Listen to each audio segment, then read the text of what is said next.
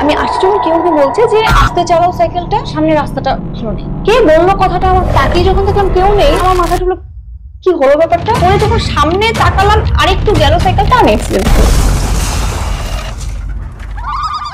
দীর্ঘ 20-25 মিনিট পর একজন এলো। আমি তাকে বললাম যে can you please help me.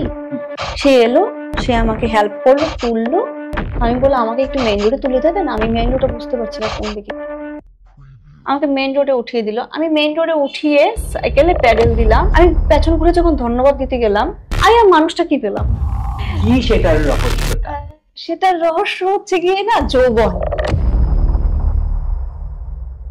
নমস্কার, নাদ দ্য কসমিক সাউন্ডের আরেকটা নতুন পডকাস্টে আপনাদেরকে আরো একবার অনেক অনেক স্বাগত। আর এই মুহূর্তে আমি রয়েছি শক্তি যোগিনী রায় কথার স্টুডিওতে এই মুহূর্তে, এবং আমার সঙ্গে রয়েছে রাই। তোমাকে অনেক অনেক স্বাগত আমাদের পডকাস্টে। কেমন আছো? প্রথমে সবাইকে নমস্কার। আর আমি ভালো আছি।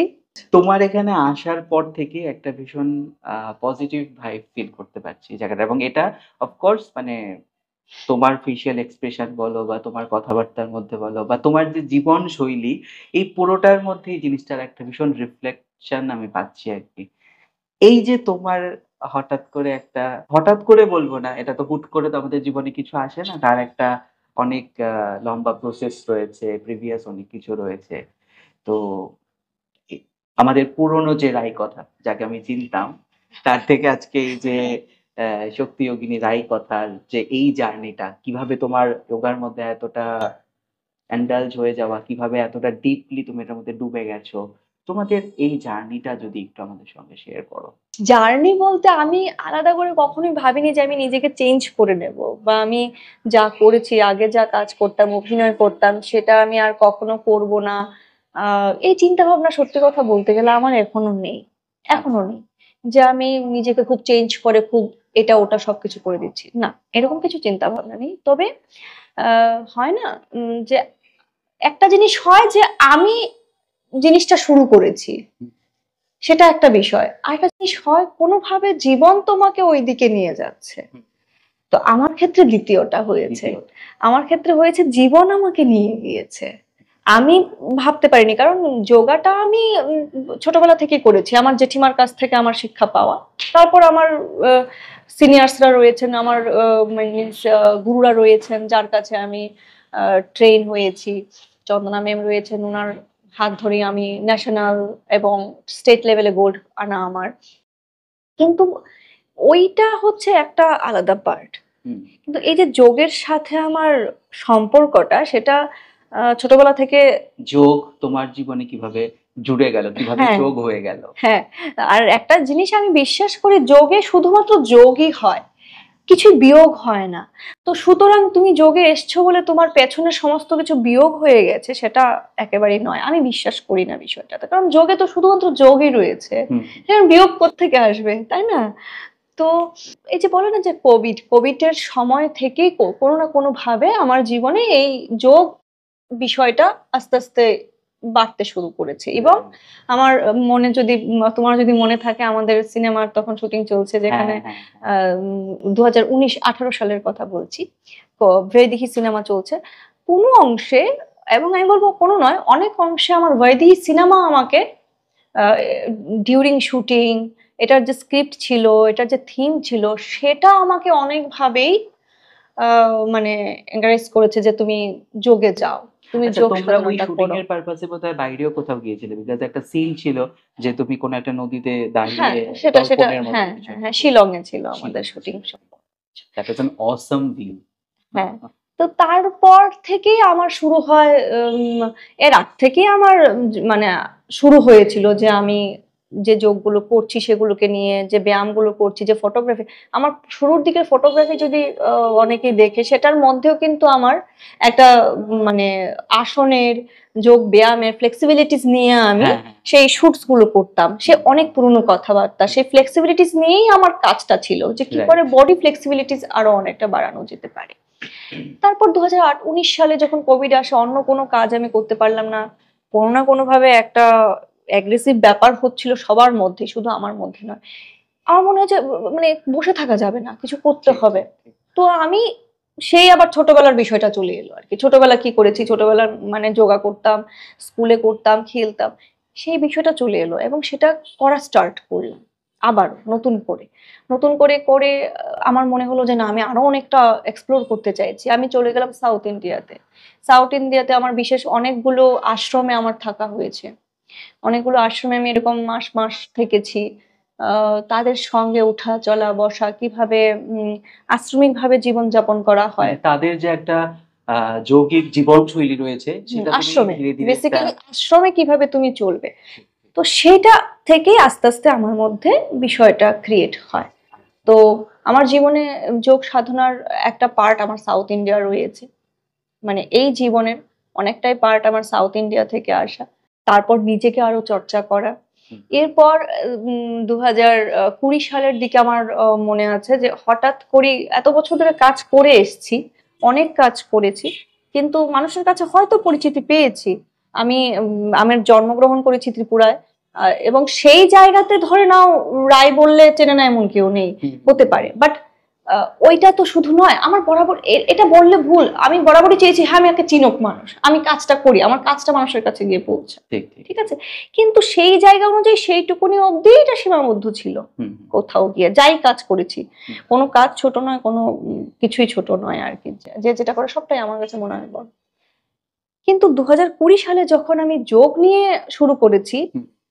সোশ্যাল মিডিয়ার মধ্যে সাডেনলি সেটা খুব প্রচন্ড রকম ভাবে ভাইরাল হওয়া স্টার্ট করে দিয়েছে। লোকজন দেখতে শুরু লোকজন করেছে আরো আমাকে বেশি করে। এক্স্যাক্টলি, মানে রীতিমতো আমি ভুলে গিয়েছিলাম আমি মানুষটাকে। আমাকে বরং আমার অডিয়েন্স, এবং আমি তার জন্য আমি বলবো আমি সবটাই বোধহয় আমার অডিয়েন্সের দ্বারা তৈরি আর কি। এরকম এরকম বললে ভুল যে নিজে কাজ করেছি, অডিয়েন্সের দ্বারা কি করে তৈরি, কিন্তু শিল্পী কখনোই তার দর্শক ছাড়া অপূর্ণ। ঠিক ঠিক ঠিক ঠিক। তো আমাকে আমার দর্শকের কাছ থেকেই অনেকটা পাওয়া আমার। এবং 2020 সালে আমার মনে আছে এতটাই ভাইরাল হওয়া স্টার্ট হয়েছে।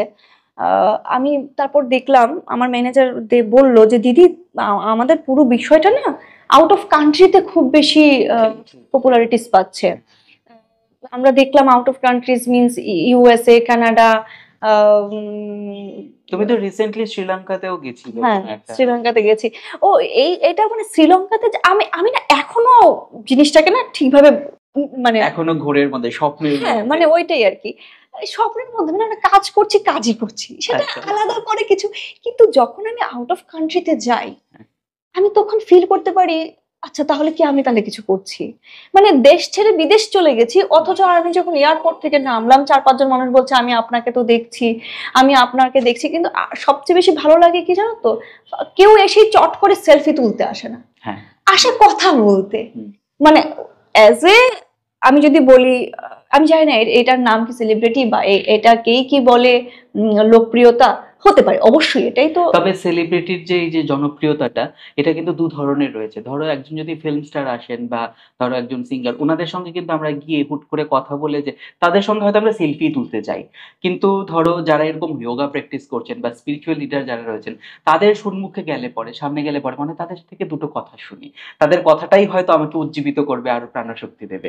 তাই জন্যই হয়তো তোমার অনুগামীরা হয়তো তোমার কাছ থেকে সেলফি না তুলে হয়তো দুটো কথা শোনার জন্য আসে। হ্যাঁ, ওইটা না আমার খুব ভালো লাগে। মানে এসে না দাঁড়িয়ে যখন তাদের ভাইবটা দেখি, তখন আমার মনে হয়, তখন আমি আমার মনে হয় মানে আরো বেশি আমি না শিথিল হয়ে যাই। মানে তুমি আর তোমার রুটটাতে আরো পৌঁছে যাচ্ছ হ্যাঁ, মানে আরকি, আরো যোগার বেশি মধ্যে আরো শিথিল ঢুকে হয়ে যাচ্ছ। যাচ্ছি আমি। মানে যখন তাদের এক্সপ্রেশনটা দেখি, তাদের ভাইবটা দেখে, আর কোথাও গিয়ে একটু তো মানুষের ভাইবটা ফিল করতে পারি। Right right. মানে এতটাই আমার ভালো লাগে, আমার মনে হয় তাদের যতটা ভালো লাগছে তার থেকে বেশি আমার ভালো লাগছে। ওকে। মানে ধরে নাও 1 মিনিট দাঁড়িয়ে শুধু কথাই বলে দিল, কথাই বলছে। সেটা আর আর ওর ছবি তুলবে বা কিছু, এরকম কিছু মানুষ হয়েছে শ্রীলঙ্কাতে, কথা টথা বলে চলে যাচ্ছি। এরপর আবার ম্যাম আমি কি একটা ছবি তুলবো? আমি বললাম একটা কেন, 5টাই তুলুক, সেটা নিয়ে কোনো অসুবিধা নেই, কিন্তু আমার ভালো লাগছে সে যে কথা বলছে। বুঝতে পেরেছি। তো সেটা কখনোই ভাবিনি যে আমি দেশ ছেড়ে বিদেশ গিয়েও আমার একটা ওইরকম পাবো, যে আমাকে ওইখানে অনেকে। ইভেন তো আমি শ্রীলঙ্কার ট্রেন চড়েছি, মানে অদ্ভুত ট্রেন। শ্রীলঙ্কা না অদ্ভুত জায়গা। শ্রীলঙ্কার ট্রেনটা এতটাই সুন্দর। আর মানে ট্রেন জার্নিটা এত সুন্দর করে দিচ্ছে কেন, চারিপাশের নেচারটা, আচ্ছা। প্রত্যেকটা স্টেশন মনে হয় যে এক একটা বাড়ি। ওকে, ওকে, স্টেশনগুলো মনে হয় বাড়ি, বোঝাই যায় নাকি বাড়ি নাকি স্টেশন, ওকে। এরকম একটা এত সুন্দর মানে আমি যে জার্নিটা করছি ট্রেন জার্নিটা সেটা হচ্ছে নুভারালিয়া টু কলম্বিয়া। আচ্ছা। মানে নুভারালিয়া একটা প্লেস, সেখান থেকে আমি কলম্বিয়া শহরে এসেছি।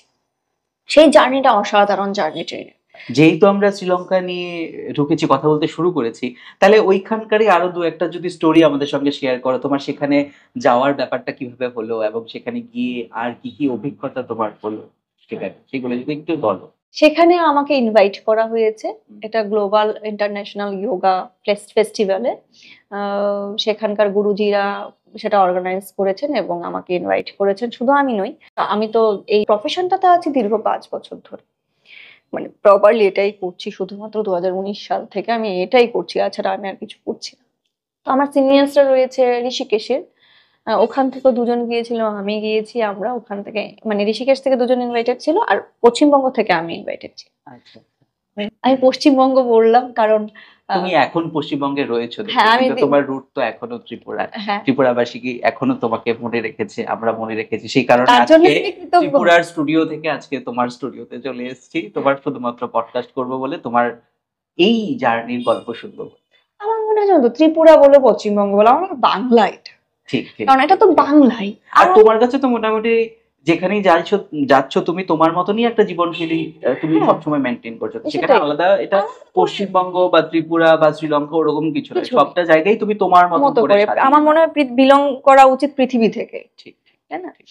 তো শ্রীলঙ্কাতে ওইখানে এই শোটাই আমরা সেখানে গ্লোবাল একটা ফেস্টিভ্যাল ছিল, সেটা অ্যাটেন্ড করতে গিয়েছি। সেখানে আরো বিভিন্ন কান্ট্রিজ থেকে মানুষরা এসছে, রাইট। যোগা নিয়ে ওরা অনেকটা বলেছে, হয়তো তারা আরো অনেক বছর ধরে সেই মানে এই যোগার দক্ষতা রয়েছে এবং সেই প্রফেশনে রয়েছে তারা। বিভিন্ন আঙ্গিকের যোগা রয়েছে, বিভিন্ন যোগার বিভিন্ন চ্যাপ্টার রয়েছে, বিভিন্ন স্ট্রিম রয়েছে, সেইগুলো নিয়ে তারা করছে। কেউ চেয়ার যোগা করছে, কেউ সিটিং যোগা করছে, কেউ মেডিটেশন করছে, ওই ওই ওই টপিক গুলোকে নিয়ে। আচ্ছা, তার মানে চেয়ারে বসে যোগা হয়? হ্যাঁ হ্যাঁ, মানে চেয়ার যোগা। আমার মতন মানুষ যারা মাটিতে বসতে পারে না, অবশ্যই তাদের জন্য এক্স্যাক্টলি, হ্যাঁ চেয়ার যোগাটা এটা খুব শুনে ভালো। আমি খুব খুশি হলাম। দর্শক বন্ধুরা যারা জানবেন যে অনেকেই আছেন যে মাটিতে বসতে পারে না, বার্ধক্যটা তাদের জীবনে তাড়াতাড়ি চলে আসে, তো আমাকে যদি একটুখানি শিখিয়ে দেবে দু একটা টেকনিক আফটার দিস পডকাস্ট, আমরা তোমার থেকে অবশ্যই আমরা পডকাস্টও শিখাতে পারি, কোনো অসুবিধা নেই। তো চেয়ার যোগাটা খুব উপকারী। আচ্ছা, মানে যেহেতু কথা উঠেই গেল এবং তুমি যেহেতু বললে, তাহলে একটা দুটো যদি আমাদেরকে টিপস দিতে পারো এই ব্যাপারে, যে চেয়ারে বসে কিভাবে করা যায়। এই যেরকম ধরো আমরা চেয়ারে বসে আছি, আমরা যখন কাজ করছি অফিসে, সাডেনলি আমাদের এইখানটা পেইন হয়, ব্যাক পেইন হয়, হ্যাঁ মানে কখনোই সম্ভব না যে কনস্ট্যান্টলি আমি স্ট্রেট হয়ে বসে এইভাবে কাজ করব, তাই না? এটা পসিবলই হয় না, না, মাঝে মাঝে পসিবল হয় না। তো এবার আমরা কি করব, যে এইভাবে আমি বসে গেলাম, আমি জানি না আমাকে দেখা যাচ্ছে কিনা, দেখা যাচ্ছে, তাই কি ওই এইদিকে কতটা দেখা যাবে আমি জানি না, দেখা যাবে। আচ্ছা, তো এবার আমরা এইভাবে বললাম, যখনই আমাদের পেইন হচ্ছে আমরা কি করব, পুরো বডিটা এইভাবেই থাকবে, ঠিক আছে, সোজা সোজা থাকবে। আমরা জাস্ট চেস্টটা টার্ন করব towards the left side and chest থেকে আমরা টুইস্ট করব, মানে আমার কোমরটা ফিক্স থাকবে, কোমরটা ফিক্সড থাকবে, ঠিক আছে, নিচগুলো ফিক্স থাকবে, ফ্রন্ট পে। তো এবার আমি যেরকম এখানে ধরেছি দেয়ালে, সেই রকম আপনারা ধরবেন চেয়ার, চেয়ারটাই ধরে টুইস্ট করা, similarly to your right side, fine. Then হাত উঠবে, উঠিয়ে যখন হাতটা আমি ডান দিকে টানবো তখন আমাকে তাকাতে হবে বাঁ দিকে, যখন আমি বাঁ দিকে টানবো তখন আমি তাকাবো ডান দিকে। ওকে, সেম ভাবে chest out, chest in, okay, chest out, chest in. তো সেই সময় আমার হাতগুলো থাকবে, পাম্পস তোমার নিজে থাকতে হবে, নিজে রেখে স্ট্রেট থাকবে, চেস্ট আউট, চেস্ট ইন। সেটা কোমর থেকে শুরু করতে হবে, মানে আমাদের নেভেল থেকে আমরা ওপেন করে দেব, দেন ইনসাইড করব। তো এই তিনটেও যদি আমরা ইমিডিয়েটলি করতে পারি, সাথে সাথে যে একটা পেইন হচ্ছে সেটা না রিমুভ হয়। মানে সেটা যদি কেউ মানে প্র্যাকটিস করে তাহলে বুঝতে পারবে যে ইমিডিয়েটলি আমি কি করে আমার পেইন থেকে রিলিফ পেতে পারি। ওকে ওকে ওকে ওকে, ঠিক আছে। তো আমরা ছিলাম শ্রীলঙ্কাতে, তো আবারও একটুখানি ফিরে যাই যে সেখানে গিয়ে তোমার আর কি কি অভিজ্ঞতা। সেখানে বেসিক্যালি তুমি যোগা ইনস্ট্রাক্টর হিসেবে গিয়েছিলে, সেখানে ওই যে ফেস্টিভ্যাল হয়েছিল সেখানে তোমরা যোগা ইনস্ট্রাক্টর হয়ে গেছে। তারপরে ওইখানে আমি যেহেতু তোমাকে খুব ফলো করি, তোমার ইনস্টাগ্রামের ভিডিওতে আমি দেখেছি যে তুমি ওইখানের যে লোকাল পিপলরা রয়েছিল তাদের সঙ্গে একটা মিশে তাদের সঙ্গে কথাবার্তা হ্যাঁ, বলা, বিভিন্ন ফুড ট্রাই করা। বিভিন্ন ধরনের এইটা ফুড। আমি দেখেছি যে তোমার মধ্যে একটা প্যাশন রয়েছে যে যেখানেই যাও সেখানের লোকাল এরিয়ার যা কিছু রয়েছে এগুলোকে একটু ট্রাই করো। ওই অভিজ্ঞতাগুলো কেমন? মানে অদ্ভুত ছিল, শ্রীলঙ্কার মতো এত সুন্দর মানে খুব সুন্দর ছিল। আর সবচেয়ে বড় কথা, শ্রীলঙ্কার মানুষ ভীষণ রকম ভাবে মানে মনে হয় যেন জড়িয়ে ধরছে। আরো একটা কথা, শ্রীলঙ্কাতে গিয়ে কখনোই মনে হয়নি যে আমি ইন্ডিয়ার বাইরে চলে গেছি কোথাও একটা ওকে। কিছু, মানে অবশ্যই বাইরে খুবই সুন্দর গ্রিনারি গ্রিনারি আছেন, সমুদ্র আছে যেটা কাছ থেকে পাওয়া যাচ্ছে, কিন্তু অনেকটাই মানে সিমিলার। অনেক মানুষই সাউথ ইন্ডিয়া থেকে বিলং করে শ্রীলঙ্কাতে। হ্যাঁ, হ্যাঁ, হ্যাঁ। আবার শ্রীলঙ্কা থেকেও কিন্তু অনেকে সাউথে আসেন। সাউথে বিকজ আসে। এই নিয়ে একটা ছোট্ট গল্প বলছি আমাদের দর্শকদেরকে। আমরা যারা বাঙালিরা রয়েছি, আমাদের মোটামুটি এখনো অনেকের জীবনশৈলী অনেকটা পরিবর্তন হয়ে গেছে। কিন্তু আমরা কিন্তু ৩ বেলা আগে ভাত খেতাম। সকাল, দুপুর, রাত্রি ৩ বেলা ভাত খেতাম। তো আজকে থেকে বছর ১০ আগের কথা বলছি, ১০-১৫ বছর আগের কথা। তো সিএফসি ভেলোরে আমাকে শ্রীলঙ্কার একজন ম্যাডাম ডক্টর, উনার সঙ্গে দেখা হয়েছিল। তো উনার সঙ্গে কথা হচ্ছে, আমি মোটামুটি সবার সঙ্গে একটু গল্প করতে, আড্ডা দিতে পছন্দ করি। তো উনি বলছেন যে, "তোমাদের সাথে আমাদের একটা মিল রয়েছে। কি মিল সেটা? আমরাও ৩ বেলা ভাত খাই।" হ্যাঁ। এখন হয়তো সেটা পরিবর্তন হতে পারে বিকজ এখন আমরাও অনেকটা আমাদের ডায়েট চার্টের মধ্যে হুম হুম হুম। রুলস এন্ড রেগুলেশনস বসিয়েছি কিছু, কিছু। তো এটা একটা ছোট্ট মজার ঘটনা হ্যাঁ, তোমার সঙ্গে শেয়ার করলাম। না সেটা হয়। শ্রীলঙ্কার অনেকটা, শ্রীলঙ্কাতে যেরকম ওদের ভাষা আছে, এরকম মানে সাউথ ইন্ডিয়ান আমাদের তামিল ভাষাটা ওইখানের কিন্তু ল্যাঙ্গুয়েজ। আচ্ছা, সেখানের কিন্তু আচ্ছা, একদম আচ্ছা। মানে যেটা বইয়ে খাতায় পত্রতে আছে আর কি। ওকে, ওকে, কোনো একটা দোকানের নাম তামিল ভাষায়ও লেখা হয়, ওদের ভাষায়ও লেখা হয়। ওকে। তামিলটা ওখানে খুব ভাবেই রয়েছে। মানে খাওয়া অনেক সাউথ ইন্ডিয়ানরা তাহলে ওইখানে হ্যাঁ, রয়েছে। এবং খাওয়া দাওয়া ওখানে মানে আহ, তামিল খাওয়া দাওয়ায়, সাউথ ইন্ডিয়ান খাওয়া দাওয়ায় কিন্তু মোস্টলি সেখানে দেখা যায়। ওকে, ওকে। আরো একটা বিষয়, সেখানের খাওয়া দাওয়াটা নিয়ে যখন কথা উঠলো, সেখানকার মানুষদের খাওয়া দাওয়ার মধ্যে একটা মানে খুব সুন্দর বিষয় রয়েছে। তারা সকালবেলা উঠেই না একটা ভীষণ মেলস নিয়ে নেবে, খুব ভালো একটা হেভি মেলস হেভি নেবে মিল। ওকে। সকালবেলা। মানে ধরো ৮টা-৯টার দিকে যদি রেস্টুরেন্টে খেতে বসে গিয়ে, মানে আমি যে খাবারটা নিচ্ছি হুম। তাদের খাবারটার দিকে তাকালে আমার মনে হচ্ছে এতটা হেভি কি করে নিচ্ছে। ওকে। তো এটারও একটা রহস্য আছে। ধরে নাও ওরা সকালবেলা এতটা হেভি খাচ্ছে কারণ এরপর তারা কাজ করবে, জিনিসটা ডাইজেস্ট হয়ে যাবে, সবকিছু হয়ে যাবে, হুম। সন্ধ্যার পর থেকে হয়তো জিনিসটাকে কমিয়ে দিতে পারে। ওকে। এবার সন্ধ্যার পর থেকে যারা কমিয়ে দেয় তাদের জন্য অনেক সুন্দর, খুব ভালো, শরীর ভালো থাকবে। যারা কমাতে পারছে না তাদের জন্য আবার সেটা ক্ষতিই হবে। ওকে। যেহেতু ডায়েট নিয়ে ডায়েট, কথা হলো, হ্যাঁ তাই আমি বলে দিলাম। এবার আমি তোমাকে এই ব্যাপারে জিজ্ঞেস করছি যে এই যে সৌন্দর্যের রহস্যটা তোমার, সেটা নিয়ে যদি কিছু বিউটি টিপস বা ডায়েট টিপস আমাদের দর্শকদের জন্য দাও। বিউটি টিপস আমি আলাদা করে কোনো কিছুই করি না, হ্যাঁ, তবে সে আমি দেখলাম যে তুমি আলাদা করে সেরকম ভাবে প্রসাধনী ব্যবহার করার মতন কিছুই করছো না। কিন্তু যেটা করছো সেটা তোমার ভেতর থেকেই আসছে। মানে বাইরে থেকে আর্টিফিশিয়ালি স্নো পাউডার জাতীয় কিছু ওর মাখতে হয় না। ইউনিক খুব সুন্দর। তো ভেতরটাকে কিভাবে এতটা সুন্দর করলে? ভেতরে চিন্তা ভাবনা করতে হলে খাওয়া দাওয়া প্রথম চেঞ্জ করতে হবে। জীবনের রুটটা কি, খাওয়া দিয়েই তো, খাওয়া থেকেই তো শুরু হয়। আমার মনে হয় আমরা প্রতিটা মানুষ খাবারের জন্যই শুরু করেছি সমস্ত কিছু। খাবার ছাড়া কিছুই কেউ করতে পারে না। তো খাবারটাকে না একটা কাজের মতো করে নিতে হবে, যে খাবারটাও আমার কাজ। একটা কাজ। হ্যাঁ, ঠিক। যেটা মানুষ করছে না, মানে খেতে হবে বলে খাচ্ছি, খেতে বসে মোবাইল দেখছি, খেতে বসে এটা করছি, কেন? খাবারটাও একটা কাজ। ঠিক, ঠিক, ঠিক। মানে ওটার মধ্যে আমার ফুল কনসেন্ট্রেশন দিয়ে এক্স্যাক্টলি, তারপরে জিনিসটাকে এক্স্যাক্টলি, কনজিউম করতে লাগে। এক্স্যাক্টলি ফুল কনসেন্ট্রেশন শুধু বলবো না, সেটা নিয়ে চিন্তা ভাবনা করারও বিষয় একটা। ওকে। যে আমি সকালবেলা কোন জিনিসটা নেব, কতটা প্রোটিন নেব, কতটা ফাইবার নেব, আমি সেটা একটা মেজারমেন্ট করে সেই মতো আমাদের খাবারগুলোকে খাওয়া উচিত।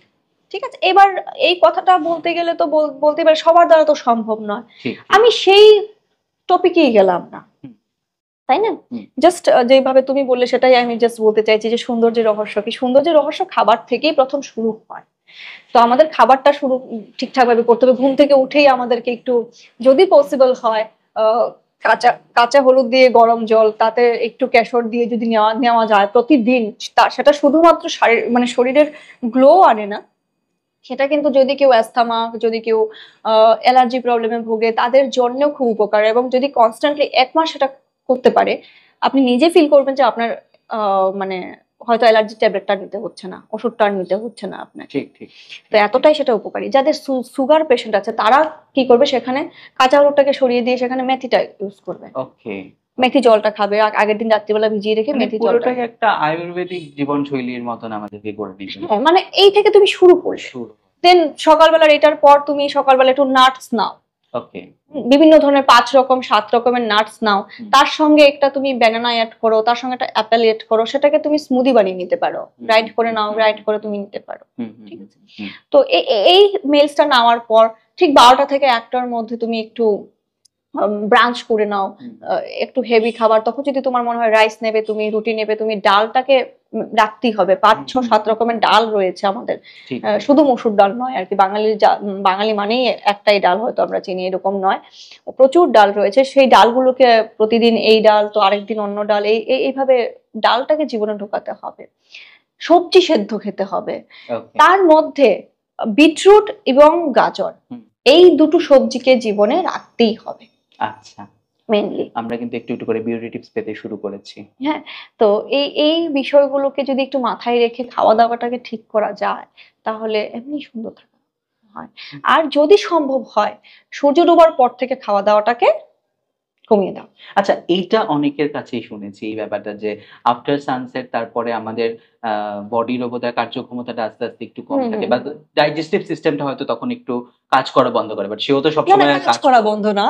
ব্যাপারটা হচ্ছে তুমি যে জিনিসটা খাচ্ছ সেটা হজম হতে 8 ঘন্টার প্রয়োজন হয়, 8 hours, it needs 8 hours. So তুমি যদি রাত্রিবেলাও খেতে শুরু করো, সেটা ডাইজেস্ট কখন হবে? অনেকটা দেরিতে। সেটা তো ডাইজেস্ট হচ্ছে না। তাহলে কি হচ্ছে, তোমাকে সকালটা তোমাকে লেজি করে দেবে। সকালবেলা তোমার উঠতে, এই যে যারা বলছে যে আমার সকালে উঠতে ইচ্ছে করে না, সকালে আমার শরীরটা লেথ খেয়ে যায়, কেন? কারণ তখন শরীরটাকে ভার করে দিচ্ছে। শরীরের যে ফ্যাট গুলো হচ্ছে সেগুলোকে শরীর নিতে পারছে না, তো তখন সেটা ঘুমটা বেশি চেপে যাচ্ছে, তাই তুমি সকালে উঠতে পারছো না। তুমি সন্ধ্যা 6টার পর থেকে খাওয়া বন্ধ করে দেখবে তোমার সকালবেলা এমনি তুমি ঘুম থেকে উঠে যাচ্ছ, তোমার ঘুম ভেঙে যাচ্ছে সকালবেলা। তুমি প্রচুর জায়গায় ঘুরতে যাও, মাঝে মাঝে দেখি একটা পুটলি নিয়ে বেরিয়ে পড়ো এদিক সেদিক, সেরকম কোনো কিছু নয়। সুন্দর যে তোমার একটা নিজস্ব স্টাইল রয়েছে, সেই স্টাইলে শাড়ি পরে বা ধুতির মতো করে শাড়ি পরে, এটা আমার বেশ ভালো লাগে যে রাইকথার একটা নিজস্ব আইকনিক সিগনেচার স্টাইল রয়েছে, যে এটা হলে আচ্ছা এটা রাইকথা, এর মানে বোঝাই যায় আর কি। এই যে এরকম ভাবে বেরিয়ে পড়ো তুমি জায়গায় জায়গায়, অনেক জায়গায় তোমার ভিডিও দেখেছি, প্রচুর গেছো, কোন জায়গাটা বেশি টানে তোমাকে, বারবার যেতে ইচ্ছে করে? অরোবিল। অরোবিল আমাকে খুব টানে। অরোবিল নিয়ে আমরা কিছু গল্প শুনবো, কি হয়েছে সেখানে, কেন যায়? বিকজ আমারও ভীষণ একটা ফ্যাসিনেশন রয়েছে অরোবিলে যাওয়ার, বাট আজকে থেকে জাস্ট 1 মাস আগে আমি সেখানে ছিলাম, বাট দুর্ভাগ্যবশত যেহেতু আমার আগে থেকে কোনো কিছু কনফার্মেশন ছিল না, তো আমি ওখানে নাইট স্টে করতে পারিনি। এমনি জায়গাটা ঘুরে এসেছি, এবং ওখানে দুপুরবেলা লাঞ্চও করেছিলাম। যেহেতু ফুড নিয়েও কথা হচ্ছে, সেই কারণে আমি ফুডের পার্টটাকেও টেনে আনলাম। তোমার কাছ থেকে একটু ডিটেলস জানতে চাইবো, বেসিক্যালি আমাদের কেন সেখানে যাওয়া, এবং গিয়ে কি করা, কেন আমরা যাই, কি খাওয়া দাওয়া করি, অ্যাজ এ হোল সবটা গল্প শুনবো। অরোবিলে কেন যে, আমাকে যদি জিজ্ঞেস করা হয় যে আমি কলকাতা তো আমার কাছে যশোদা মা, আমি কলকাতার পর যদি আমাকে বলা হয় যে আমি কোথাও থাকতে পারবো যদি আমি চেঞ্জ করি, সেটা হচ্ছে অরোবিল। আমি থাকতে পারবো হয়তো অরোবিলে। আমি পন্ডিচেরির প্রতি আমার এতটাই ভালোবাসা বা এতটাই আমার অগাধ একটা টান রয়েছে। অরোবিল আসলে একটা লাইফস্টাইল। এটা এরকম নয় যে আমি ঘুরতে গেলাম, একটু ঘুরে টুরে চলে গেলাম। মানে ঘুরতে গেলে তুমি অরোবিল বুঝতে পারবে না। অরোবিল আলাদা একটা জায়গা, সেটা পন্ডিচেরি থেকে 4 ঘন্টা দূরে। 2 ঘন্টার মতো বা 1.5 ঘন্টার মতো লাগবে তোমাকে পন্ডিচেরি থেকে অরোবিলে যেতে। অটো করে, অটো সার্ভিস পাওয়া যায়, তুমি চলে যাবে। তো সেখানে ওই ঘুরতে গেলে সেটাকে বোঝা যাবে না, সেখানে থাকতে হবে বেসিক্যালি। আর থাকা মানেই তোমার লাইফস্টাইল। মিনিমাম কদিন সেখানে থাকা প্রয়োজন? শুরুতে আমি বলবো যদি কেউ শুরু করতে চায় তাহলে বলবো 15 দিন ম্যাক্সিমাম। তোমাকে 15 দিনে তুমি জাস্ট আসার 2-3 দিন আগে বুঝতে পারবে আচ্ছা এটার মানে অরোবিল। মানে জাস্ট স্বরবর্ণ ব্যঞ্জন বর্ণটা আমরা একটু শিখতে পারবো, কোনো কথা বলা শুরু করিনি। না না না, একেবারেই নয়। তো এটা হচ্ছে জীবন, এটা একটা লাইফস্টাইল। মানে এই লাইফস্টাইলটার জন্যই ওইখানে যাওয়া, জীবনটার জন্যই ওইখানে যাওয়া। ওইখানে তুমি একটা শুদ্ধ অক্সিজেন পাচ্ছ, এত এত বিশুদ্ধ মানে অক্সিজেন সেখান থেকে নেওয়া যায়। চারিদিকে শুধুমাত্র বড় বড় চন্দন গাছ, বড় বড় আরো কত শত ঔষধি গাছ সেখানে রয়েছে, যার দরুন সেই জায়গাটা এত স্পিরিচুয়াল। ওকে।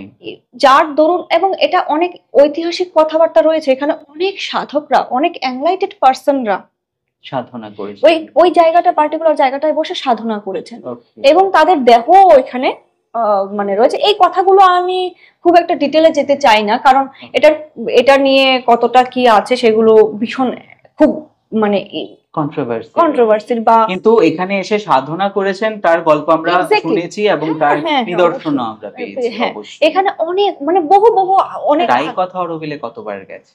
অনেকবার এরকম হয়েছে, আমি গিয়েছি সেখানে, মানে সেটা কোনোভাবেই মানে সোশ্যাল মিডিয়াতে আসেনি, আমি শুধুমাত্র বের করেছি চলে গেছি। সত্যি কথা বলতে যে তুমি অরবিলে ভিজিট করেছো। হ্যাঁ, এরকম অনেকবার হয়েছে, এবং আমি ওইখানে গিয়ে সমুদ্রের পাশে গিয়ে বসে থাকি অনেকক্ষণ ধরে। সেই সমুদ্রের সাউন্ডস গুলো নেই, অরোবিলের পাশাপাশি সমুদ্র রয়েছে, এবং সেই অরোবিলের এটা হচ্ছে জীবন শৈলী, এটা তুমি জীবনটাকে তোমাকে চেঞ্জ করে দেবে। মানে ওখানে যাওয়ার মানেটাই হচ্ছে তুমি জীবনটাকে আলাদা করে শিখতে পারছো। আলাদা হয় মানে আমরা ধরো আমাদের দৈনন্দিন জীবনটা যেমন ভাবে শুরু হচ্ছে, এবার অরোভিলে যে থাকছে তার ক্ষেত্রে জীবনটা ঠিক কিরকম ভাবে তৈরি হচ্ছে বা আমরা যেরকম গতানুগতিক জীবনে কি হয়, আমাদের একটা বাউন্ডারিজ রয়েছে, আমাদের ব্রেনটা না এইখানেই আটকে থাকে। মা কি করলো, বাবা কি করলো, ভাই কি করলো, বন্ধু কি করলো।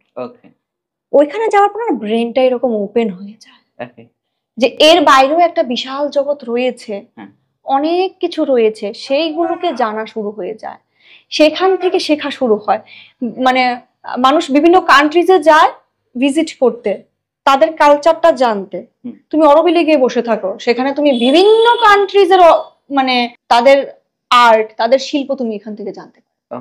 সেখানে যে কত কান্ট্রিজ মানুষ সেখানে আসে, কত বিদেশি মানুষ সেখানে, কত মানে দেশ বিদেশের কত দেশ সেখানে মানুষ এসে বসে থাকে। তো তোমাকে যদি মনে হয় আমি ইন্ডিয়াতে থেকে বিদেশ ঘুরবো, বিদেশের মানুষদের কালচার জানবো বা কিছু শিখবো, সেটা তুমি অরোবিলে চলে যাও, থাকো। বলতে পারো যে বিদেশের মানুষের সঙ্গে মিশে, এটা নয়, বিষয়টা হচ্ছে তুমি শিখতে পারছো, তোমার নলেজটা ব্রড হচ্ছে। আরো মানুষ কি ভাবছে, অন্যান্য দেশের মানুষগুলো শিল্প কি, আর্ট কি, শুধুমাত্র আমাদের ইন্ডিয়াতে আমরা যে শিল্প নিয়ে আছি সেটাও নয়, আরো অন্যান্য দেশের শিল্পও রয়েছে, মিউজিক রয়েছে। হ্যাঁ, মিউজিক রয়েছে, সেখানে বিভিন্ন ধরনের মিউজিক কনসার্ট হয়।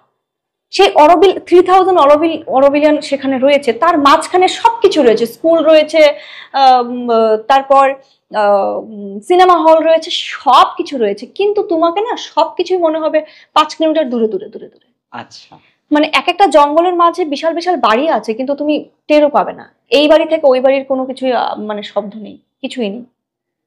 এইরকম জীবনটা ওখানে অনেকটা শান্ত, সব শান্ত, জীবনটা অনেকটাই প্রাকৃতিক, তুমি বলতে পারো অনেকটাই প্রকৃতির সাথেই তাদের জীবনটা চলছে।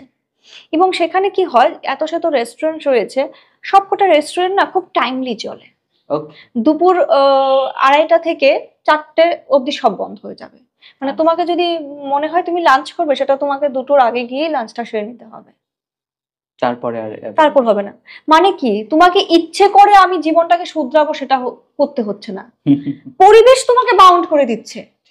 যে তুমি মানে বলে না যে একটা মানুষের সুন্দর হওয়ার পেছনে তার পরিবেশটাও অনেকটা ডিপেন্ড করে, তার আশপাশটা ডিপেন্ড করে, তুমি কি সঙ্গটা ডিপেন্ড করে, তুমি কার সঙ্গে থাকছো সেটাও তোমার স্পিরিচুয়ালিটি। কি করে মানুষ বলে যে তুমি যখন আস্তে আস্তে ওই দিকে যাচ্ছ, তোমার সঙ্গ চেঞ্জ হতে থাকে, তোমার বন্ধু বান্ধব চেঞ্জ হতে থাকে, তার মানে কি তোমার অরার সঙ্গে তারা এসে কানেক্ট করতে পারছে না, বা তুমি পারছো না তোমার সঙ্গে অন্যান্য। তখন নেচার কি করে, ইউনিভার্স কি করে তোমার সঙ্গে পজিটিভ সোলগুলোকে কানেক্ট করাতে স্টার্ট করে। সেম ওইখানে যাওয়ার পর তোমাকে আলাদা করে কিছু করতে হয় না, নেচার তোমাকে চেঞ্জ করে দিয়ে দেবে, কারণ তোমার কোনো অপশনই নেই যে তুমি 2টোর পর খাবে। এবার নিজে যদি তুমি রান্না বান্না করে সবকিছু করতে চাও, সেটা আলাদা বিষয়। সেম রাতের বেলা 8:30টার পর তুমি কিছুই খোলা পাবে না, রেস্টুরেন্ট কিছু খোলা পাবে না, আবার ভোর থেকে সব স্টার্ট হয়ে যাচ্ছে। তো আমাকে একটা প্রকৃতি মোটামুটি বাধ্য করছে আমার ওই জীবনশৈলীর মধ্যে, এক্স্যাক্টলি, এবং সেটাই কিন্তু আস্তে আস্তে আমাদের জীবনের মধ্যে একটা এক্স্যাক্টলি। হ্যাঁ, আর খুব সেখানে খাওয়া দাওয়া গুলো এরকম, তুমি সেখানে বিভিন্ন ধরনের জুস পাচ্ছ, অনেক ধরনের, এরকম নয় যে সকালবেলা উঠেই তুমি একটা লুচি আর সবজি, সেটা তোমার মানে পুরো প্রাকৃতিক বিষয়গুলো যেগুলো হচ্ছে, অনেক কিছু সেখানে তোমার ফুড, এক্স্যাক্টলি। তো সেখানে তোমাকে প্রকৃতি তোমাকে শিখিয়ে দিচ্ছে তোমার জীবনধারা কি, তোমার জীবনধারাটা কি হওয়া উচিত, তুমি কিভাবে নিজেকে বদলাতে পারো, পাল্টাতে পারো। তোমার সঙ্গে কালকে রাতে যখন গল্প হচ্ছিল আমরা শুনেছিলাম বা দর্শকদের সঙ্গে যদি তুমি একটু শেয়ার করো, তোমার এখানে একটা বিশেষ অভিজ্ঞতা হয়েছিল।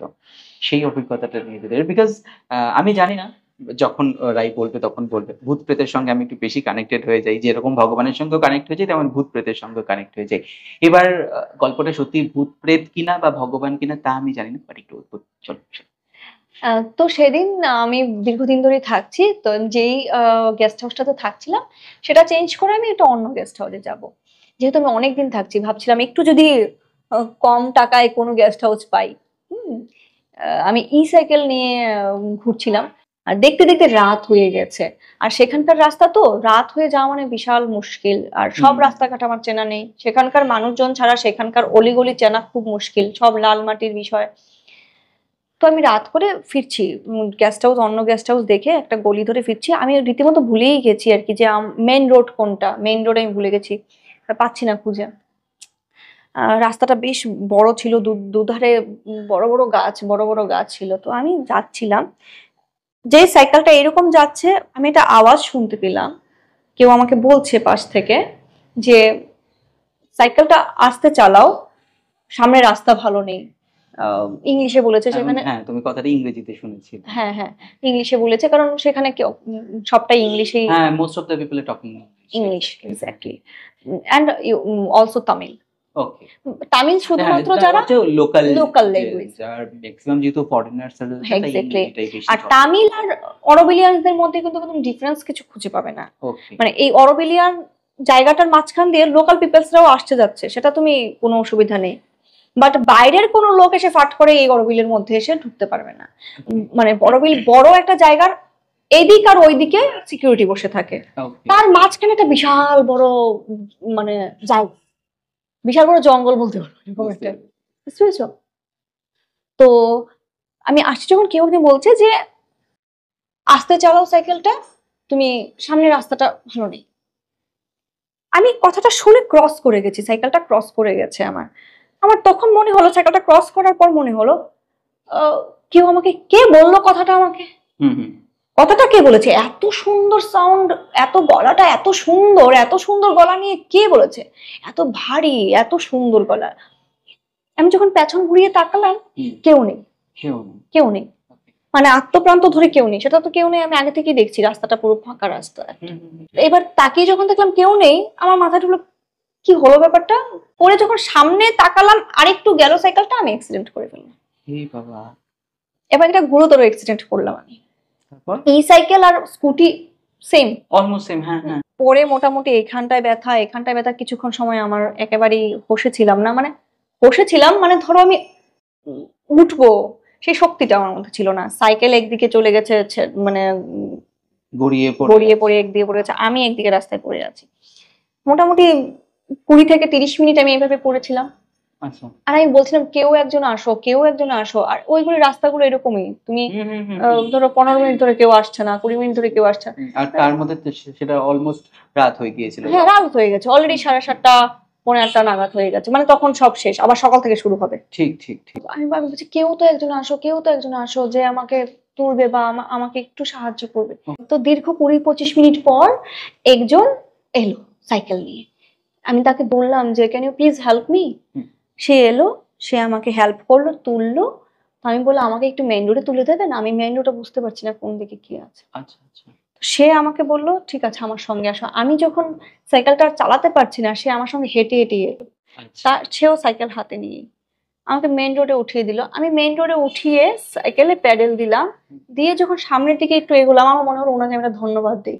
আমি পেছন ঘুরে যখন ধন্যবাদ দিতে গেলাম, আমি দেখলাম যেই রাস্তা ধরে আমি এসেছি সেই রাস্তাটাও ফাঁকা, আমার পেছনটাও ফাঁকা, সামনে তো কেউ নেই। আমি তো সামনের দিকে যাচ্ছি, সামনে কেউ।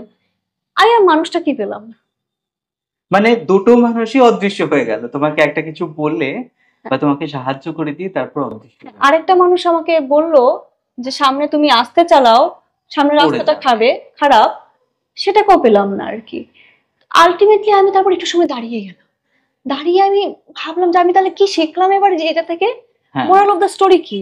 আমি না ভাবতেই যাইনি যে এটা স্পিরিচুয়াল কিছু, নেগেটিভ পাওয়ার, পজিটিভ পাওয়ার, নেগেটিভ সোল, পজিটিভ, কিচ্ছু আসেনি আমার মনে। আমার মনে এসছে আমি মোরাল অফ দ্য স্টোরি কি তাহলে। ঠিক ঠিক। আমি কি শিখলাম? আমার এটাই মনে হয় যে আমি কি শিখলাম তাহলে? হুম, আমি এটাই শিখলাম যে জীবনে এগোনোর পথে তোমার একার পথ, আমি তো সেটা একার পথ ছিল, একার জার্নি ছিল। তুমি অনেক কিছুই শুনবে, কানে অনেক কিছুই শুনবে, সেটা শুনো। যদি মনে হয় তুমি ধরবে কথাটা, ধরো কথাটা, ধরে সামনের দিকেই এগিয়ে যাও, পেছন ঘুরে তাকিও। তা আমার ভুল হয়েছিল, আমি পেছন ঘুরে তাকিয়েছি। ঠিক দেখার আমি চেষ্টা যদি করছি। পেছন ঘুরে না তাকাতাম, আমি যদি স্পিডটাকে কমিয়ে আস্তে করে যেতাম, তাহলে তাহলে কিছু হতো কিছু না। হতো না হলে। ঠিক ঠিক ঠিক। তো এটাই হচ্ছে মোরাল অফ দ্য স্টোরি। তুমি যখন একার একটা জীবন শুরু করো, তোমাকে যখন ইউনিভার্স চুজ করে নেয় যে তুমি একটা স্পিরিচুয়াল জার্নিতে আছো এখন, আমি স্পিরিচুয়াল জার্নিতে স্টার্ট করব, আর ইউনিভার্স তোমাকে চুজ করবে, দুটোর মধ্যে ডিফারেন্স আছে। তুমি হাসপাতালের এক্স্যাক্টলি, তুমি যখন ভাববে যে আমি একটা স্পিরিচুয়াল জার্নি স্টার্ট করতে চাইছি, ভাবনাটা আসার পরে অপেক্ষা করতে হবে কবে তোমাকে ইউনিভার্স চুজ করবে। সেই সময়টা অবধি নিজেকে শুধু ডেডিকেশন দিয়ে কাজটা করে যেতে হবে। রাই কথার ভিডিওগুলোর মধ্যে প্রায়ই শোনা যায় শিবা শিবা, শিবার সঙ্গে অনেকটা অ্যানক্লাইন্ড রাই। কিভাবে ব্যাপারটা? শিবের প্রতি এত ভালোবাসা। দেখো, শিবা মানে হচ্ছে আমি, শিবা দত্ত। তত্ত্ব, এবং সব হয়ে যায় যখন আমরা যখন দেহটা রেখে দিই। হ্যাঁ, তো দুটো হচ্ছে আমি, দুটোর মধ্যে আমিত্ব রয়েছে। একটাতে আমার সোলটা আর থাকছে না, হ্যাঁ, সে তখন বেরিয়ে যাচ্ছে, আর এইটাতে আমার সোলটা আছে। এইটার নাম হচ্ছে শিব, ওইটার নাম হচ্ছে সব। তো তুমি জীবনটা শিবার মতো করে বাঁচবে নাকি সবের মতো করে বাঁচবে, সেটা তোমার উপর ডিপেন্ড করছে। ওকে। আমার কাছে শিব মানে একটা পাওয়ার, যা আমার মনে হয় আমার ভেতরেই রয়েছে, হুম, যার একটা রূপ রয়েছে, যা যে আমাকে কনস্ট্যান্টলি গাইড করছে যে তোমাকে এইভাবে চলতে হবে, ওইভাবে চলতে হবে। এটাই আমার কাছে আমার শিব, আমার ভেতরেই আছে। এটাই আমার কাছে আমার শিব। আমার শিবা শিবা বলার কারণটা হচ্ছে যে তুমি নিজের সঙ্গে থাকা শুরু করো, নিজের গভীরে ঢুকো। এই হচ্ছে শিবার তথ্য, যে আমি শিবাটা আমার কেন ভেতর থেকে আসছে। আমি যতবার শিবা বলছি, আমার হচ্ছে আমি নিজেকে, বলে না যে তুমি সারাদিনে 5 জনের জন্য যেরকম করে খারাপ বলো, সেরকম নিজেকেও, সরি, খারাপ নয়, খারাপ বলো বা ভালো বলো 5 জনকে, নিজের জন্য ভালো বলো, নিজেকে বলো আই এম ব্লেসড। নিজেকে আরো একবার সচেতন করা। Exactly, I am happy, I am always wanted to be happy. তো এই বিষয়গুলো নিজেকেও বলো। তো আমি যখন নিজেকে বলি শিবা শিবা, আমার মনে হয় আমি আমার সোলের সঙ্গে আরেকটু কানেক্ট হলাম, তার থেকে আমি আরেকটু ব্লেসিংস নিলাম। কারণ আমাদের শরীর, সোল, মাইন্ড, তিনটেই তো আলাদা জিনিস, তাই না? তো ব্লেসিংস নিলাম। এবার অবশ্যই এই শিবের তো একটা রূপ আছে, শিব শঙ্কর। এবার তুমি চলে গেলে শিব শঙ্করে। হ্যাঁ, শিব শঙ্করের সাথে আমি কি করে কানেক্টেড, ভোলা বাবার সাথে আমি কি করে কানেক্টেড, সেটা আমি একদম প্রাণ থেকে বলছি। আমার বাবার প্রতি, আমার জন্মদাতা বাবার প্রতি শ্রদ্ধা রেখেই বলছি। মানুষের বাবা বললে যেরকম একটা নিজের বাবার ছবি আসে, আমার কাছে কখনোই এটা আসে না। আমার ছোট থেকে আমার মনে হয় আমার আমার একটা রয়েছে, আমার বাবা হয়তো শিব শঙ্কর, আমার বাবা হয়তো আহ ভোলা বাবাই আমার বাবা, এরকম একটা আমি okay. ফিল করতে পারি। দীর্ঘ 5 বছর ধরে সেটা আমি আরো বেশি করে ফিল করতে পারছি। আমি এখানে আমার ছাত্ররা, আমার সেশন যখন চলে, 12 দিনের ওয়ার্কশপ যখন চলে, সেটা বাদে আমি একা, আমাকে চলতে হয়, একা থাকতে হয়, বিভিন্ন কান্ট্রিজে মানে ট্রাভেল করতে হয়। আমি অতটা এমন ছিলাম না যে আমি একটা বিভিন্ন কান্ট্রিজে আমি ট্রাভেল করে নেব একা একা। অত অত আমি নই, আমি সত্যি বলছি, আমি এরকম মানুষ নই। আমি একটু ক্যালা মানুষ, একদম আমাদের পশ্চিমবঙ্গের খাস বাংলায় বলতে গেলে একটু ক্যালা মানুষ। হ্যাঁ, একদমই। কিন্তু সেখান থেকে আমি যে এত কিছু করছি, চলে যাচ্ছি, আমার মনে হচ্ছে না যখনই আমার স্টেপটা আসে আমার পেছনে একজন দাঁড়িয়ে আছে, Okay. একজন আমাকে পুশ Truly করছে। blessed. হ্যাঁ, এক্স্যাক্টলি, আমি আমি ফিল করতে পারি একজন আমার সঙ্গে আছে। হতে পারে সেটা আমার একটা বিশ্বাস, বিশ্বাসটাই বা ক্ষতি কি, তুমি সেই বিশ্বাস নিয়েই তো Exactly. এগিয়ে যেতে পারবে, তাই না? Exactly. তো আমি প্রতিবার ফিল করতে পারি যে আমার শিবা, আমার সোল আমার সঙ্গে আছে। আমরা যেমনটা মানে শুনেছি আর কি, যে উত্তরাখণ্ড থেকে আমাদের যোগের প্র্যাকটিস গুলো অনেকটা বেশি এসছে পরম্পরা হিসেবে, আস্তে আস্তে করে হ্যাঁ, আমাদের রুট, আমাদের পরিবার বলতে পারো, আদি পুরুষ ওখান থেকে এসেছে। তুমি অনেকবার উত্তরাখণ্ড ভিজিট করেছো, তোমার প্রচুর ভিডিওস দেখেছি, দেখে দেখে মনে মনে ভেতরে জ্বলন তৈরি হয়েছে যে কাশ আমি যেতে পারতাম। এই তুমি তো অলরেডি ভিজিট করেছো। ভিজিট করেছি, বাট ওই যে বলে না চোখের সৌন্দর্যটা, তুমি হয়তো এমন একটা সুন্দর জায়গা খুঁজে পেয়েছো, বা যে জায়গাটার সন্ধান তুমি পেয়েছো, যেটা হয়তো আমরা যারা একটা লোকালয়ের মধ্যে রয়েছি, আমাদের মনে হয় যে আমাদের হয়তো কিছুদিনের জন্য ওই নিরিবিলিটা প্রয়োজন। একটা জঙ্গলে গিয়ে বা একটা ঝর্ণার ধারেও যদি একটা গোটা দিন কাটানো যায়, আমার মনে হয় যে সেখান থেকে আমি অনেক কিছু শুনতে পারবো। এই জল পড়ার যে শব্দটা, আমি দেখেছি তোমার ভিডিওর মধ্যে দেখে। হ্যাঁ অ্যান্ড উত্তরাখণ্ডের কথা যখন বলেন, আপনার দেখতে পাবেন চেহারার মধ্যে আস্তে একটা গ্লো আসে, মুখের হাসিটা হঠাৎ করে এতটা বড় হয়ে যায়। হ্যাঁ, অনেকটা বড় হয়ে যায়। কি সেটার রহস্যটা? সেটার রহস্য হচ্ছে গিয়ে না যৌবন। আমার মনে হয় আমি ঋষিকেশের নাম শুনলে আমার মধ্যে যৌবনটা আরেকটু বেশি বেড়ে ওঠে। ওকে। আমার খুব বেড়ে ওঠে, আমি বলছি আমার যৌবন বেড়ে ওঠে আমি ঋষিকেশের নাম শুনলে। আমার একটু কিরকম হয়, ঋষিকেশ মানেই আমার কাছে গঙ্গা। ঋষিকেশ মানেই আমার কাছে গঙ্গার একটা, ওই যে বলে না যে কুমারী পুজো আমরা যেটা করি হ্যাঁ। দুর্গাপুজোর সময়, আমার মনে হয় কুমারী Okay. গঙ্গা সেখানে কুমারী হয়ে আছে, তারপর তার যৌবন। নাইস, মানে এত সুন্দর করে ডেসক্রাইব করার ব্যাপারটা, মানে ও গঙ্গার আমরা অনেক রকমের রূপ দেখেছি। আপনি সেম গঙ্গাই ধরুন, আপনি যখন পশ্চিম বাংলায় দেখবেন তখন সে মা হয়ে যাচ্ছে, বুঝতে পারছো? মানে তার তো শেষের দিক। কিন্তু হ্যাঁ, কিন্তু ওই যে সময়টা কুমারীর রূপটাকে এই যে তুমি এক্সপ্লেন করলে, that is for the first time for me, যে আমি ওই জায়গাটায় গেছি, হয়তো আমি সেরকম ভাবে অনুধাবন করতে পারিনি ব্যাপারটা। Please continue. তো সে হচ্ছে যৌবন, তোমাকে যৌবন ফিরিয়ে দেবে। তোমার যদি মনে হয় আমি কি করছি জীবনে, কি এটা ভালো লাগছে না কিছু, তুমি ঋষিকেশে চলে যাও, গঙ্গার মধ্যে গিয়ে স্নান করো, প্রতিদিন সকালে গিয়ে গঙ্গার জলে স্নান করো। তার যে শিহরণ তোমাকে দেবে না, তার যে মানে শিথিলতাটা আছে তার মধ্যে লুকায়িত, সে যে তোমাকে দেবে না, তোমার মধ্যে আবারও তোমার যৌবন ফিরে আসবে। ওকে। যৌবন মানে কি? শুধুমাত্র তো যৌবন মানে আমরা যা ভাবি, যৌবন মানে অনেক কিছু। তোমাকে ফিরিয়ে দেওয়া, যৌবন মানে তোমাকে তোমার মধ্যে ফিরিয়ে দেওয়া।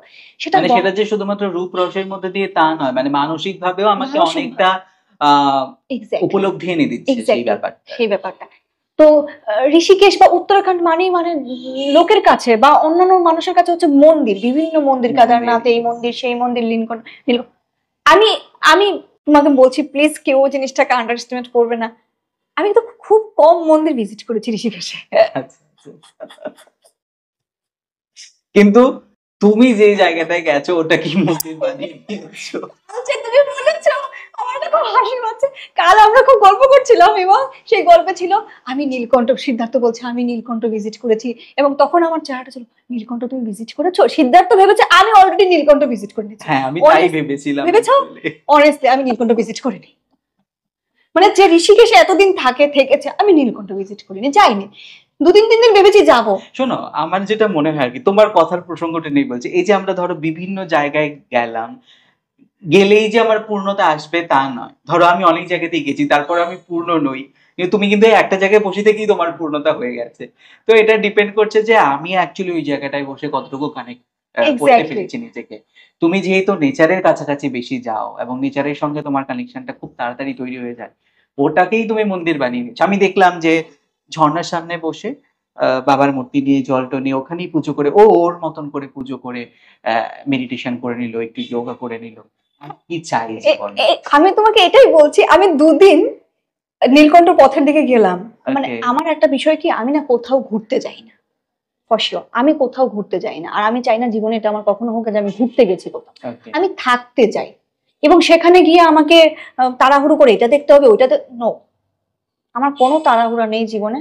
আমি এটা দেখতে হবে ওটা দেখতে হবে, দরকারই আমরা নেই। আরো অনেকদিন আছি পৃথিবীতে। হ্যাঁ প্লিজ। ঠিক আছে, দেখতে না পেলেও কোনো অসুবিধা নেই, আমি আমার মতো করে দেখে নেব। ঠিক আছে। আমি বেসিক্যালি সেখানে সেই মাটির সঙ্গে থাকতে চাই, আমি সেইখানের সেই মাটির ছোঁয়া পেতে চাই। দেখো যে মন্দিরটা ওইখানে আছে সেটা কোথায় উঠেছে? সেটাও তো মাটিতেই উঠেছে।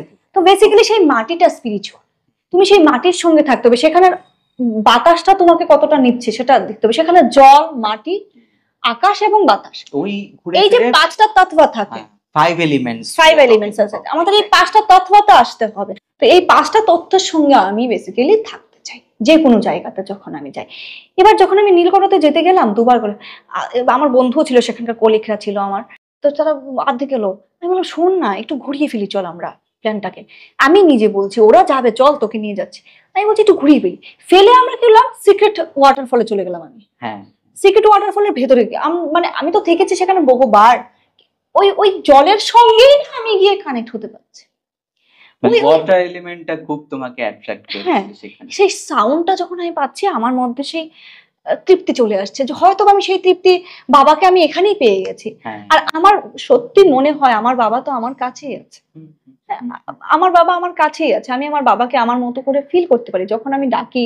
আর নয়তো আমি একা চলছি কি করে, আমি কি করে আমার আমার যেটুকুনি আজকে আমি আমি আমি আমার পরিবারের পয়সায় আমি চলি না, আমি আমার প্রয়োজন হলে আমি এইটুকুনি বলতে এখন ভালো লাগে, অনেক সময় বাবাকে আমি কিছুটা দিই। হ্যাঁ, এ বাবার কোনো প্রয়োজন নেই, কিন্তু এটা একটা শখ। হ্যাঁ, মানে সন্তান হিসেবে এটা আমাদের কাছেও হ্যাঁ, একটা তৃপ্ততা দেয় যে ধরো বিশেষ কোনো ওকেশনে বেসিক্যালি ধরো পুজো বা জন্মদিনে একটা কিছু নতুন উপহার দেওয়া। যদিও তাদের ঋণ কখনোই সেটাও পূরণ করা সম্ভব পূরণ না। করা বাট সম্ভব এটা না। আমাদের একটা মানসিক তৃপ্তি যে ওকে তাকে কিছুটা কিছু দিলাম, একটা দিলাম। উপহারও নয়, ধরো একদিন এমনি মান্থলি আমি পাঠিয়ে দিলাম, এরকম রাইট, একটা বিষয় রাইট, হয়, রাইট। সেটা আমি তৃপ্তি তৃপ্তি পাই। কিন্তু মানে নিজের এই হঠাৎ করে নিজেকে নিয়ে আমি কখনোই জীবনে ভেবেছি কিছু করবো, কিছু করতে হবে, কিছু করবো, কিছু করবো মিন্স আমাকে আহ, পয়সা রিলেটেডই কিছু করতে হবে, সেটাও আমি তা ভাবিনি। নয়। মানে আমি নাচ গান করছি, এই করছি সেই করছি, জীবনটা এইভাবে আমি মানে ক্যালকুলেশন করবো, আমি এখন ভাবি আমি জীবনটাকে খুব ক্যালকুলেশন করে চলি। মানে আর সেটা যদি কেউ বলে যে তুমি খারাপ, তুমি ক্যালকুলেট করে চলছো জীবনটা, আমি মনে করবো যে না, একেবারেই নয়। খানিকটা ক্যালকুলেট করেই চলো বরং, জীবনটা যখন তোমার। এবং আমি যখন ভাবছি আমি আমার সামনে আরো কিছু আমি করব, আমি একেবারেই বলবো না যে আমি একদম স্পিরিচুয়াল হয়ে গেছি এখন। আমি আমি যেমন ঋষিকেশে যখন থাকি, আমি বিভিন্ন সাধকদের সঙ্গে মেলামেশা করেছি।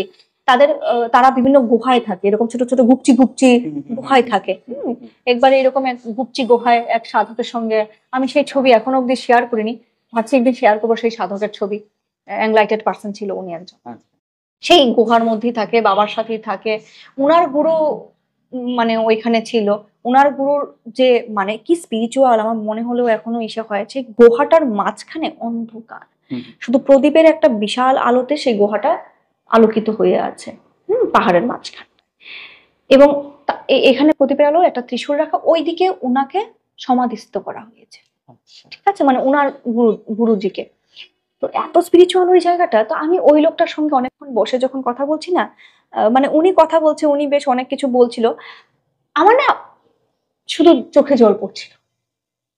কেন সেই চোখে জল পড়ছে আমি বুঝতে পারছি না, কোনো রিজন নেই যে আমার আলাদা করে দুঃখ অনুভব হচ্ছে জীবনের, আলাদা করে সুখ অনুভূতি হচ্ছে, কিছুই নয়, আলাদা কিছুই অনুভূতি হচ্ছে না, এমনি চোখ দিয়ে জল পড়ছে। তো তখন মনে হয় কি জানো তো, অনেকক্ষণ পর আমি রিয়েলাইজ করলাম যে আমার চোখ দিয়ে সমুদ্রের মতো ডর ডর ডর করে জল পড়েই যাচ্ছে। আসল কথা কি হয়, সেই সময় তোমার ভেতরের যে negative thought, negative things, negative, তোমার শরীরে প্রথমত আগে নিজের শরীর থেকে নেগেটিভ জিনিস বের করতে হয়, তো তবেই তুমি তোমার সামনের মানুষটার মধ্যে কোনো কিছু নেগেটিভ দেখতে পাবে না। ঠিক, ভেরি ট্রু পয়েন্ট, হ্যাঁ, ভেরি ট্রু তো পয়েন্ট। আমার মনে হয় কি যে এই যে আমি কোনো রিজন ছাড়া আমার চোখ দিয়ে জল পড়ে বেরিয়ে যাচ্ছে, সেটা হয়তো আমার ভেতরটাকে ক্লিন করছে, ভেতরের যে যে নেগেটিভ বিষয়গুলো সেগুলো ক্লিন করছে, কোনো কারণ ছিল না, আমি কেন, আমার কেন চোখ দিত, আমার সত্যি কোনো কারণ ছিল না। এবং এই লোকটার সান্নিধ্য পেয়ে, মানে সেই লোকটার কাছে গিয়ে কথা বলে আহ, যে কি অনুভূতি হলো, আমি জিজ্ঞেস করলাম আচ্ছা তুমি কখন ছেড়েছো তোমার ঘর দুয়ার সমস্ত কিছু?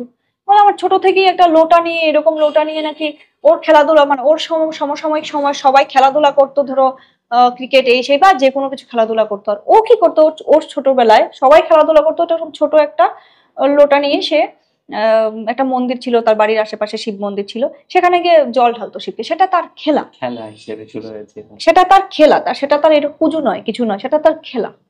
সকাল বিকাল দুপুর তার যখন ইচ্ছে হতো তখন সেটাই তার খেলা ছিল। 8 বছর বয়সে একটা জিনিস ফলো করবে, যারা এরকম ঘর বাড়ি ছাড়ে, যারা এরকম সংসার বিষয়টাকে ছেড়ে একটু বেরিয়ে আসে, 8 বছর পরই বিষয়টা। 8 years। এটার মধ্যে কি কোনো সিগনিফিকেন্ট কারণ রয়েছে, মানে এই ডিজিটটা, এই নাম্বারটা নিয়ে কি কোনো গল্প রয়েছে, মানে কেন এই 8? কেন এই 8, মানে তার তো অনেক, যারা এই বিষয়গুলোকে নিয়ে স্পিরিচুয়ালি কানেক্টেড আছে, যারা এই বিষয়গুলোকে নিয়ে অনেক তথ্য উদ্ধার করে, তাদের কাছে হয়তো আরো অনেক কিছু রয়েছে, বাট আমি মানুষটা খুব গঙ্গার সাথে কানেক্টেড। আচ্ছা, মানে প্রতিটা মানুষের কি হয়, আমাদের তো যেরকম যত কোটি দেবতা রয়েছে আমাদের, প্রতিটা মানুষের রুট যে কোনো একজন দেবতার সাথে কানেক্টেড, কানেক্টেড আছে, ঠিক ঠিক, যে কোনো একটা একটা রুট কানেক্টেড আছে। আমার মনে হয় আমি বোধহয় খুব গঙ্গার সাথে কানেক্টেড। ওকে। তো আমার বিষয়টা, আমারও যেরকম স্বামী একটা সাংসারিক জীবনে বিলং করেছি, আমার সাংসারিক জীবন শুরু হয়ে গেছে 17 বছর বয়স থেকে। প্লিজ, সেটা না এখন আর তোমাকে বাল্যবি ভাই আটকাবে না। ঠিক আছে, সাধারণ ইভেন দো আমার ভোটার আই কার্ড, আমি তাই তাকাচ্ছি বারবার একটু করে, ভোটার আই কার্ড হয়েছে আমার শ্বশুর বাড়িতে এসে। আচ্ছা ঠিক আছে, ভোটার আই কার্ড শ্বশুর বাড়িতে এসে হয়েছে আমার। তো সেই সাংসারিক জীবন থেকে আমার 8 বছর পর আমার একটা একটা ডিঅ্যাটাচমেন্ট হয়ে গেছে।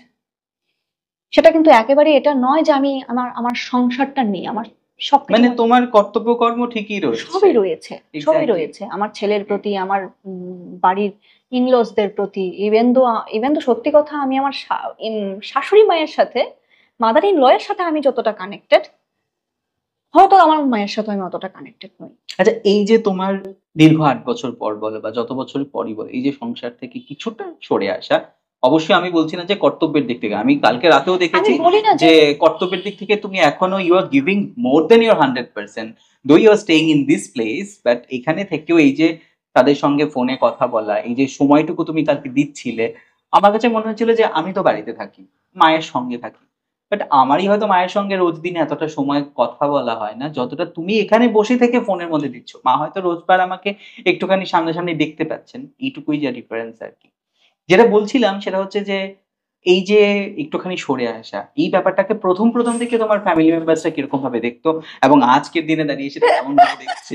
আই থিঙ্ক দ্যাট এটা একটা কন্ট্রোভার্সি হতে পারে, যদি তোমার বাড়ির লোকজন দেখে আমাকে হয়তো ঝাঁটাপেটা না না, করতে এরকম পারে, কোনো বিষয় আর এখন আর নেই। কিন্তু সেটা কি মানে না, একেবারেই সহজ ছিল না। তুমি মনে রাখবে এই জার্নিগুলো কখনোই সহজ হয় না। আর এই জার্নিগুলো কখনো এরকম না যে আমি লুকিয়ে রাখবো। আমি সত্যি কথা বলতে গেলে না, এইরকম ব্রডকাস্টের জন্য, এরকম কথা বলার জন্য প্রচুর চ্যানেলস থেকে আমাকে, আমি এটা এখন বলছি তোমার সাথে, প্রচুর চ্যানেলস থেকে আমাকে। আমি কিন্তু ওকে মানে একটু জবরদস্তি করে এখানে বসিয়েছি। আরেকটা কথা দর্শক বন্ধুদেরকে বলে রাখি, মানে লোকেশনটা বুঝতেই পারছেন, আশেপাশে একটু সাউন্ড রয়েছে। হ্যাঁ, এটা আমার বাড়ি। আমি জানি না আমরা কতটুকু সেটাকে নয়েজ রিডাকশন করতে পারবো, প্লিজ একটুখানি আমাদেরকে মার্জনা করবেন এই ব্যাপারটা। চলো। তো এটা কখনোই খুব যে একেবারেই সুন্দর ছিল, আমাকে সুন্দর করে বাড়ির মানুষ বলেছে যাও তুমি যাও, তুমি এটা তোমার কখনোই হবে না। সেটা কখনোই হবে না, কখনোই নয়। আর যাদের হয় তারা সত্যি ব্লেসড, তারা সত্যি তাদের জীবনটা আরো অনেক শুদ্ধ, তাদের পূর্বজন্মটা এত ভালো কাজ ওরা করেছে, তাদের সোলটা এত ব্লেসড যে তারা এরকম একটা কিছু পেয়ে গেছে।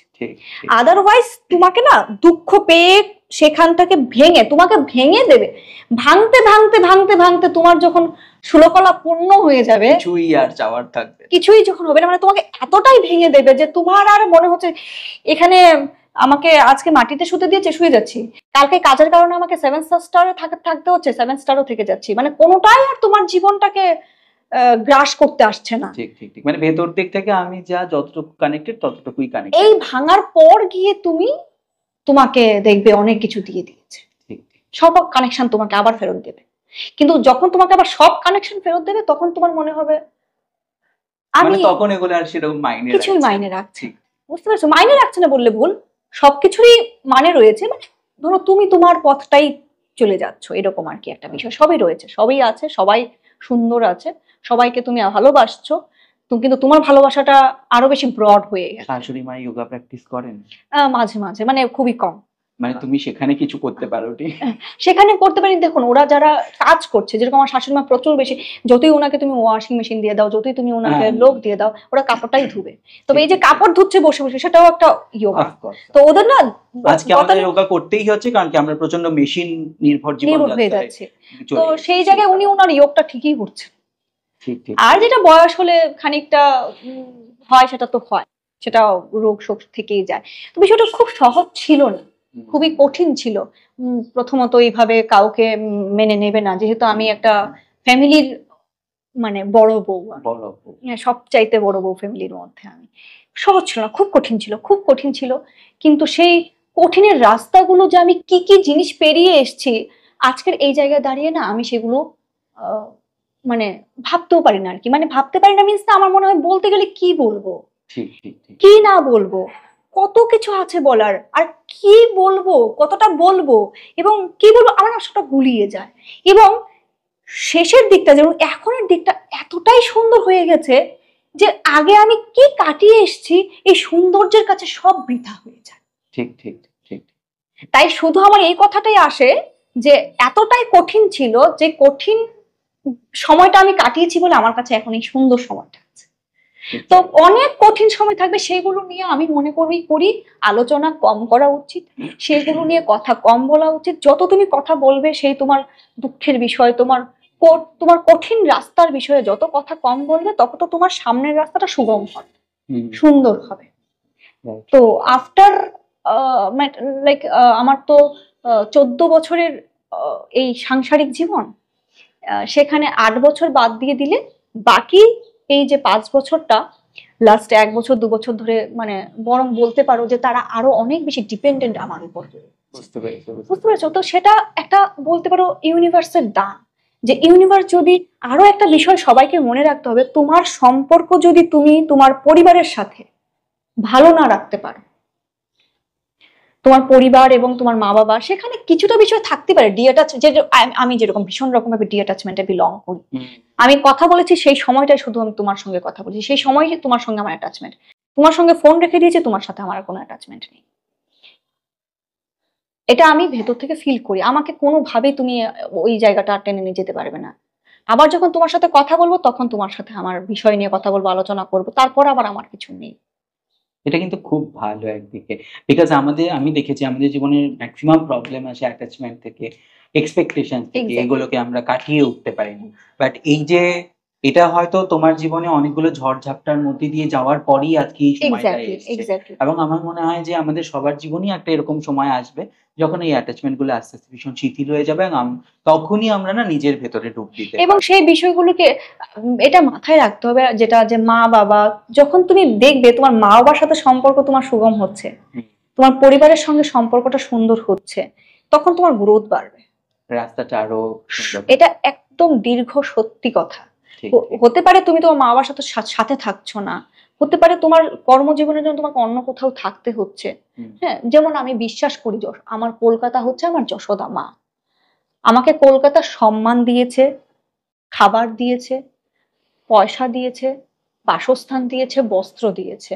আর সবচেয়ে বড় কথা, কলকাতা আমাকে মাথা উঁচু করে বাঁচতে শিখিয়েছে, বুক উঁচু করে বাঁচতে শিখিয়েছে। আমি আজীবন যদি কারোর কাছে ঋণী থাকি, সেটা হচ্ছে কলকাতার মাটির কাছে আমি ঋণী থাকবো। কলকাতা আমার কাছে যে কি ইমোশন, কলকাতা যে আমার কাছে কি, সেটা আমি ভাষায় কখনো প্রকাশ করতে পারবো না। তোমার যেমন আমরা আগে দেখেছি যে তুমি সিনেমার জগতে কাজ করতে, অভিনয় জগতে কাজ করতে, যেটা কিছুটা বোধহয় এখনো রয়ে গেছে, বা আমরা কি পরবর্তীতে এমন কোনো কাজের পরিকল্পনা রয়েছে? ধরো আমরা অনেক রকমের ছবি দেখেছি। একটু মজা করে বলছি, ছোট বউ, সেজ বউ, মেজ বউ, বড় বউ নিয়ে যদি তোমার জীবনের একটা গল্প তৈরি হয়, তাই কি সেখানে নিজে কাজ করবে, বা আর কি কি পরিকল্পনা রয়েছে কাজে? আহ, না, আমি তো বলছি আমি আমি আমি আমার কর্ম করছি, আমি স্পিরিচুয়াল, ও যেটা মাঝখানে চলে গিয়েছিল, আমি যে সাধকের সঙ্গে বসে গল্প করেছি, আমার ঝরঝর করে কান্না আসছে, সবই ঠিক আছে। আমার মনে কিন্তু ওইটা কখনোই আসে না যে আমি মানে সাধিকা হয়ে গিয়ে পাহাড়ে বসে যাব। ওকে, ওকে। সেটা আমার আসে না। যেটা অনেস্ট আমি আমি এইভাবে জীবনটাকে শিক্ষা, এবং আমি আমি আমি পছন্দ করি না ভুল, আমার লাইফের গ্ল্যামারটাকেই আমি পছন্দ করি। ঠিক, ঠিক। যে গ্ল্যামারটা আমার আছে সেটাকে আমি পছন্দ করি, আমি সেটাকে মধ্যে থাকতে চাই। আমি এখনই সাধক হয়ে গিয়ে পাহাড়ে বসে দেবো না, আমি ভালোবাসি। এইখানে তুমি যদি এখন পাহাড়ে চলে যাও, তাহলে তোমার এখানে অনেক অনুগামীরা তুমি তোমার থেকে এখন যেটা জানতে পারছো ওরা আর জানতে পারবে না, বা ওদের ক্ষেত্রে হয়তো সেই সুযোগটা থাকবে না। তো আমরা সেটা চাইবো, তো পরের কথা। আমরা চাইবো যে আমি আমাদের স্বার্থে তুমি এত কিছুটা সময় থাকো। আমি আমার স্বার্থে থাকতে চাই। দেখো, আগে নিজের স্বার্থ দেখো, তখনই তোমার স্বার্থটা তুমি যখন দেখবে, বলে না নিজেকে ভালোবাসো, নিজেকে যখন ভালোবাসতে শুরু করবে, নিজের জন্য যখন করতে শুরু করবে, অটোমেটিক্যালি মানুষগুলো তোমাকে ভালোবাসতে শুরু করবে। ঠিক, ঠিক, ঠিক। স্বার্থটা নিজের জন্য দেখো, হার্মফুল নয়, কারোর জন্য হার্মফুল কিছু করো না, নিজের স্বার্থ দেখো, সেটা ভালো। কোনো পরিচালকরা বন্ধুরা যদি আমাদের এই পডকাস্টটা দেখেন, রায়কথা কিন্তু এখনো তৈরি রয়েছে অভিনয়ের জন্য। না, এরকম নয়। বড় বউ সিনেমার জন্য কিন্তু রায়কথা এরকম নয়। হয়তোবা আমি আগের মতো করে কিছু করতে পারবো না। আগে যেরকম একটা ক্রেভিং ছিল, সেই ক্রেভিংটা নেই আমার, নেই, সত্যি নেই, সেই ক্রেভিংটা নেই। কারণ আমাকে মানে আমি হয়তো যোগার অভ্যাসের যোগ সাধনাতে আমি অল্প দিয়েছি, আমার এনার্জি কম দিয়েছি, আমাকে ফেরত দিয়েছে অনেক বেশি, অনেক বেশি দিয়েছে। ঋণের মতো বিষয়টা অনেক বেশি ফেরত দিয়েছে। বাকি সব প্রফেশনে আমি অনেক বেশি এনার্জি দিয়েছি, ফেরত কিছু পাইনি। আর এবার বলবে ফেরতের আশা করে তুমি কিছু করছো।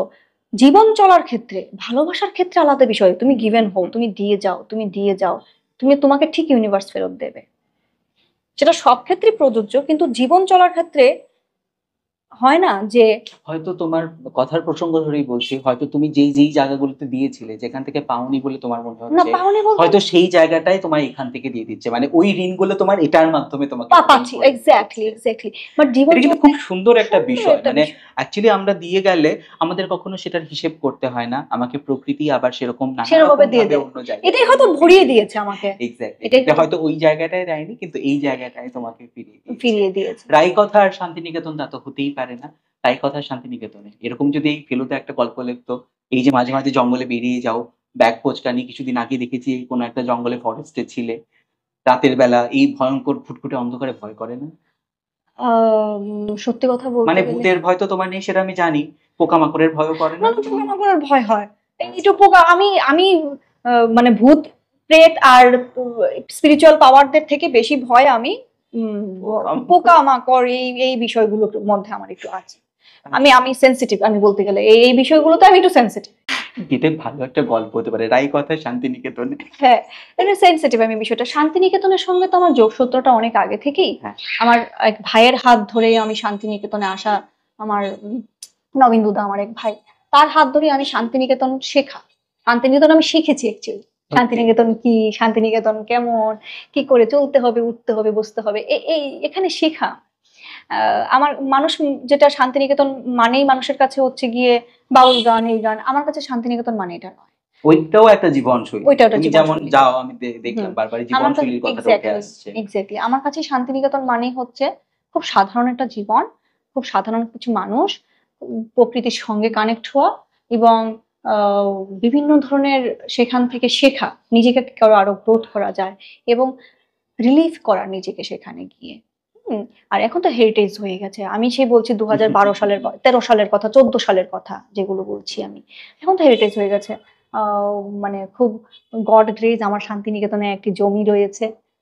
সেখানে আমি হয়তো 2015 সালে একবার এরকম বলেছিলাম একদিন এই শান্তিনিকেতনে আমার জমি থাকবে।